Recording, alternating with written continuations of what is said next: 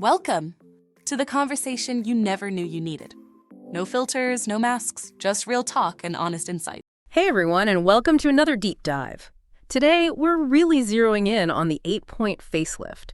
We've got a deep dive on a clinic's website and then a really interesting comment from a Dr. Hack, a cosmetic doctor, that's got me thinking. Oh, I'm intrigued. Lay it on us. So the clinic's website, it really breaks down this 8-point facelift, and it seems like their whole thing is tackling those, like telltale signs of aging, that kind of sagging, that little bit of hollowness. They're all about achieving a natural refresh, not a total transformation, just restoring what's been lost. And that's key, right?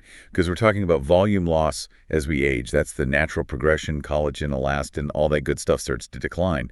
The 8-point facelift seems to be all about replenishing those depleted resources, almost like hitting pause on the clock, maybe even rewinding it a smidge. A subtle rewind, I like that. And it seems very strategic, too. The clinic emphasizes this is for a specific age range, late 30s, early 40s, like when you're seeing those first signs of laxity, nothing too drastic. All right, it's not a complete reset button, more like a refresh for that stage of life. And here's where I thought it got really interesting.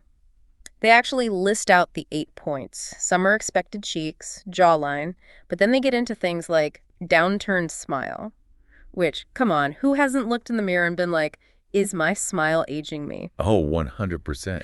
I mean, that downturned smile is such a perfect example of how volume loss, even if it's subtle, can really change your whole face. As we lose volume, especially in the cheeks and around the mouth, the corners of our mouths can start to droop a little. But what's so fascinating is how addressing these seemingly small things can make someone look so much more refreshed, more approachable.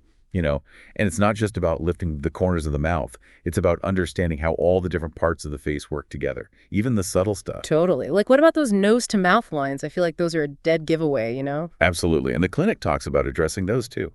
By carefully injecting filler in those lines, you can smooth out that transition between the nose and the mouth. So it's not just filling, it's like reshaping. Exactly. It's about restoring that youthful contour, that natural fullness we lose as we age. Okay, so we're getting a really clear picture here of the what's and the how from this clinic.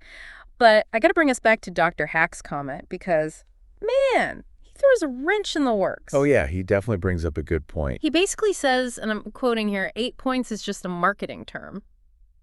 And okay, maybe, but it made me think. Well, I see where he's coming from. Right.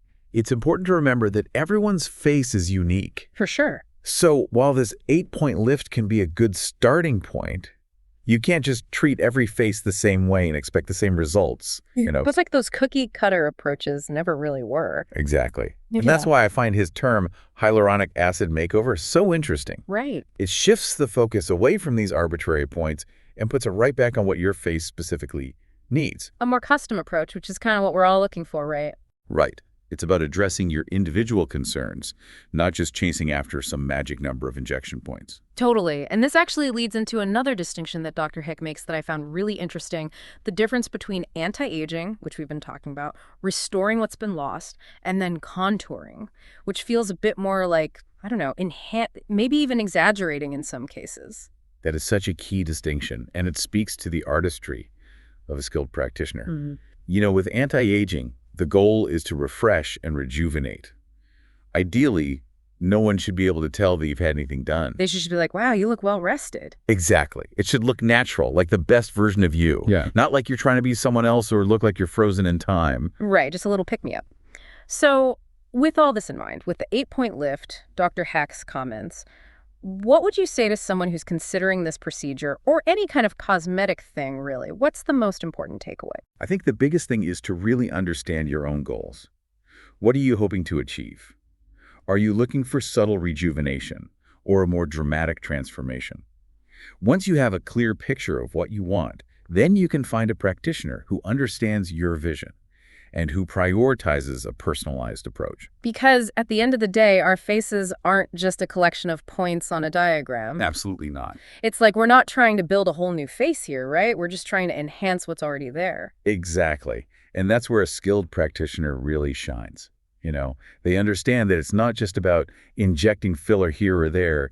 It's about understanding facial anatomy, how we age, and those subtle differences that make each of us unique. So it's more like artistry than just like a procedure. It really is. And, speaking of artistry, I was reading something that Dr. Hack said about using these types of treatments preventatively, and it really got me thinking. Oh, interesting. Preventatively, like before you even feel like you need it. Exactly. Like, instead of waiting for significant volume loss, you start addressing it early on with small strategic injections. The idea is that you might actually slow down the aging process that way. So it's less about fixing and more about maintaining, in a way. Exactly. It's like you don't wait for your house to fall apart before you do a little maintenance, right? Yeah. So why should our faces be any different? Right. But I imagine you really have to be careful with that kind of approach, finding the right practitioner who's not going to, overdo it. Absolutely. It goes back to what we've been saying. Personalized approach.